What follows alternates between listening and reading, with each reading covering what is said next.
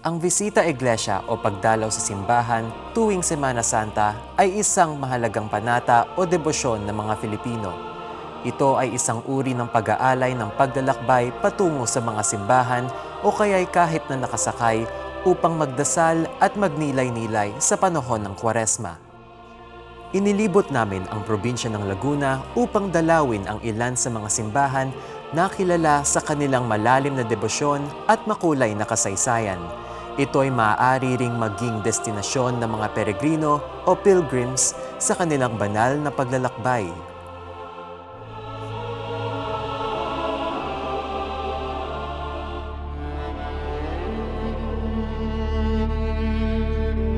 Ang Simbahan ng Pila ay actually natatag sa pagiging parokya ni San Antonio noong 1581. No? Ayon sa kasaysayan, ito ay naitalaga para maging parokya sa kapistahan ni San Antonio ng Padua that was June 13, 1581 on the occasion of the 350th death anniversary of Saint Anthony of Padua. But the town was established in 1578. So that was 3 years before it was established to become a parish, no, under the name of Saint Anthony of Padua.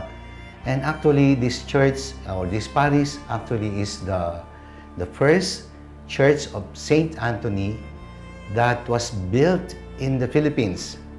And most possibly outside Europe, ito yung kauna-unahang simbahan ni San Antonio na itayo, no, bilang isang parokya.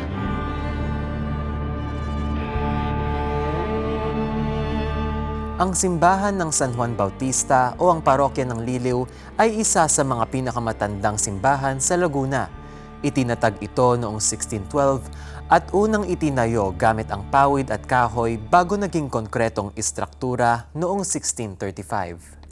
Makalipas ang ilang taon, nasira ang ilang bahagi ng simbahan ng San Juan Bautista dulot ng lindol noong 1880 at ng sunog na sanhi ng digmaang Filipino-Amerikano noong Abril 1898. Ang simbahan ni Santa Maria Magdalena ay naitayo noong 1820 na gawa pa lamang sa kahoy at kogon. Itinayo muli ang simbahan na yari sa adobe noong taong 1829 na natapos sa taong 1855 sa panahon ni Padre Juan Alfonso. Ang simbahan ng Santa Maria Magdalena ay ang naging pansamantalang himpilan ni Emilio Jacinto noong siya ay sugatan dulot ng digmaan sa Ilog ng Maimpis noong Pebrero 1898. Makikita rin dito ang mga bakas ng kanyang dugo na maiging preneserba ng mga taga-Magdalena. Isa sa mga pinakamatandang simbahan sa Pilipinas ang Dambana ng Birhen ng Guadalupe sa Pagsanhan na itinayo noong 1687. Ngunit sa kasamaang palad, nadamay ang dambana sa isang pagsabog na nagdulot ng pagkasira ng altar at ng orihinal na imahe ng Birheng Maria noong panahon ng pananakop ng mga Hapon.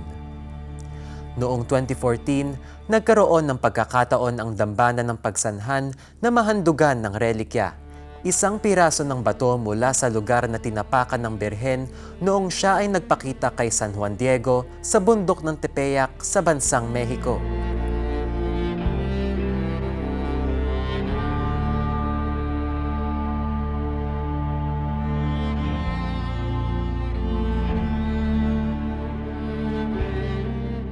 Regarding po sa aming retablo, taong 1807 po by Joseph Ararilla, Father Joseph Ararilla ho, ay natala na ho yung aming retablo. So ito pong aming retablo ay gawa po sa isang uri ng matigas na kahoy na tinatawag na molabe or hardwood ho. Sa amin pong matandang retablo, tinataglay niya po yung estilong baroko or baroque design.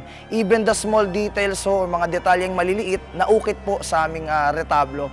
At hanggang sa kasalukuyan po, talaga pong pinangangalagaan ng mga taga-Paete dahil ilang daang taon na rin po ang tinatagal ng aming retablo dito po sa aming matandang simbahan.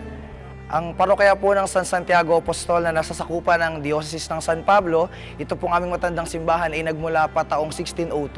Ngunit noong taong 1717 hanggang 2017 ay sinelebrate po namin or pinagdiriwang namin yung 300 years ng aming simbahan. Bagkus, kung atin pong babalikan ng kasaysayan, magmula pa nung itayo itong maliit na simbahan na ito hanggang sa kasalukuyan, almost 400 plus years na po sa nakatindig sa bayan ng Paete po.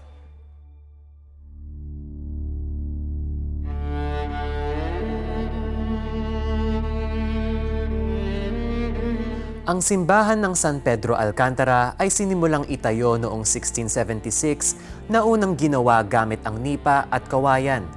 Itinayo muli ito gamit ang bato noong 1732, ngunit nasira ng isang malaking sunog noong 1739. Gayunpaman, naipatayo muli ito noong 1767. Noong 1788, sa Laguna de Bay, natagpuan ng mga lokal na mangingisda ang isang larawan ng Birhen ng Dalamhati ng Turumba na nagpasimula ng malalim at malawak na debosyon na nagpatuloy hanggang ngayon sa Laguna. Pinasinayaan ang kauna-unahang pintadong kisame sa Laguna noong 2022 at ganap na itinalaga ang simbahan noong 5 ng Agosto 2023.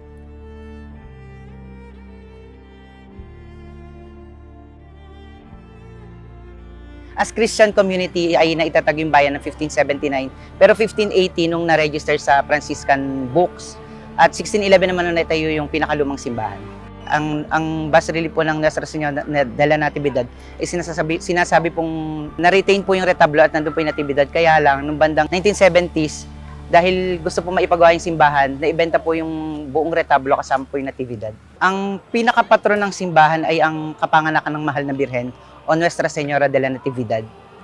Kaya napagkakamalan siya dati na de la O, pero magkaibang pagsasalarawan yung sa Mahal na Birhen. Ang Nuestra Señora de la Natividad ay kapanganakan ng Mahal na Birhen, samantalang ang Nuestra Señora de la O ay ang pagdadalang tao ng Mahal na Birhen sa Santo Niño de la O.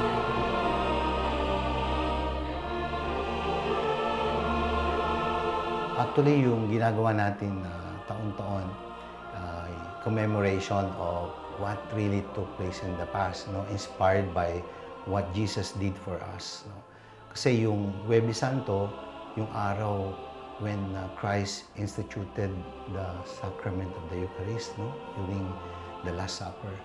At dito, pinakita ni Jesus yung mas malalim niyang pagmamahal sa atin when He washed the feet of the apostles.